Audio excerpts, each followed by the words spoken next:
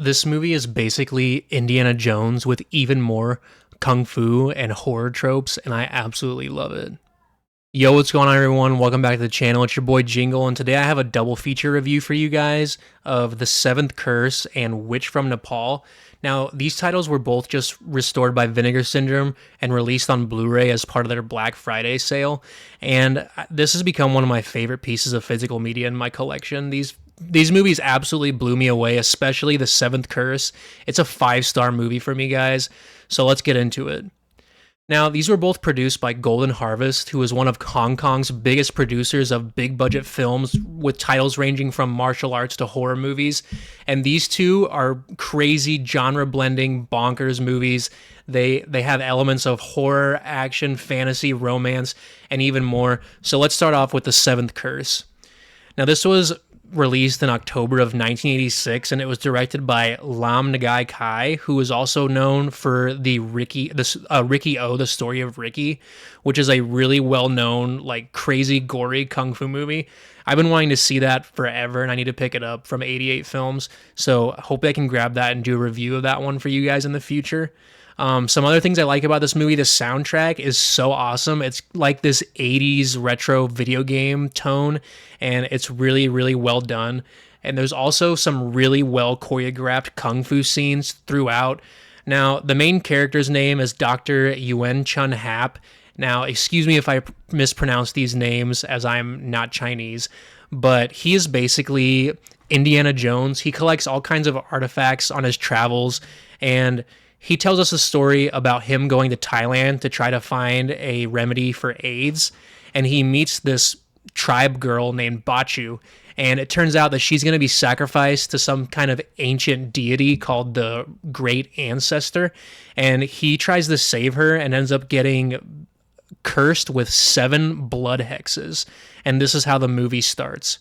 Now, the guy that curses them's name is the great sorcerer Agula of the Gu tribe, and he's the main bad guy in the movie, and his voice reminds me exactly of Betty from Kung Pao. You know who I'm talking about.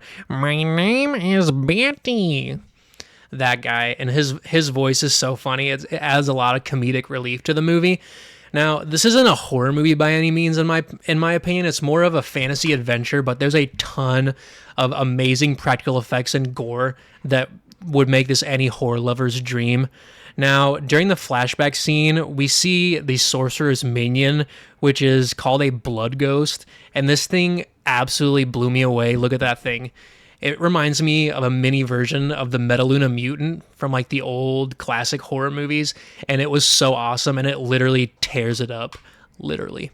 Now, the temple that they're in, it's got this amazing, like, foggy, creepy ambience that just adds to the tone of the movie. And when we finally see this great ancestor character, it absolutely blew me away.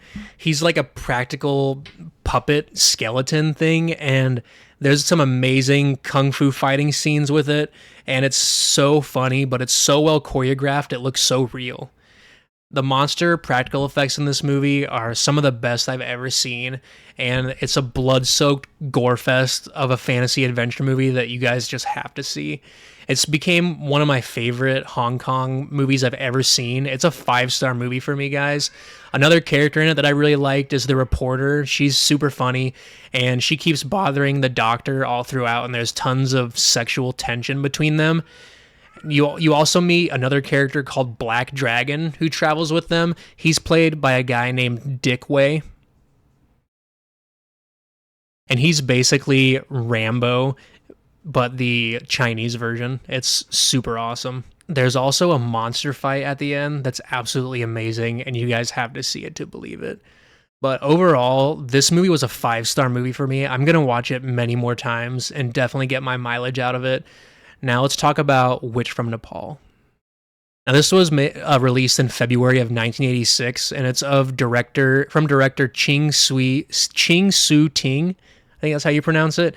And he's known for A Chinese Ghost Story, which is also a really famous Hong Kong horror movie. Now, the premise of this movie is Joe is a graphic designer, and he's played by Chow Yun-fat. And him and his girlfriend, Ida, go on a vacation to Nepal. And while they're riding elephants for fun, he falls off of it and breaks his leg. And then he ends up being stalked by this witch who wants him to be the new chief of their tribe.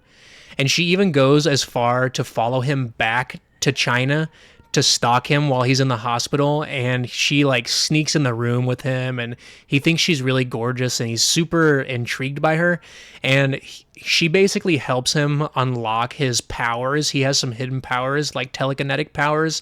There's a lot of 80s CGI in this movie that really adds to the charm of it. But one thing that makes me feel really bad is he cheats on his girlfriend the whole time throughout this movie without her knowing until probably halfway through. And she's such a nice girl, and I feel so bad for her. And it's really, really sad. There's also a really cool graveyard scene with some zombies with some really cool makeup on them. The final fight is also really epic, but overall, I just loved Seventh Curse way more than this one. I feel like if you guys are going to get this collection, you're going to want to start with Witch from Nepal, because Seventh Curse, after watching that, there's just no going back to Witch from Nepal. I don't know if I'll ever watch that one again, but the Seventh Curse absolutely blew me away. Let's get into the release, guys. So this is the box set from Vinegar Syndrome. The artwork on it is absolutely amazing. Custom artwork on the front. The back is even way more cooler than, in my opinion. This is just brutal. I absolutely love it. You've got Chow Yun Fat on the front, and you got the guy who plays the doctor in Seventh Curse on the back. And then you just have the regular art on the main card.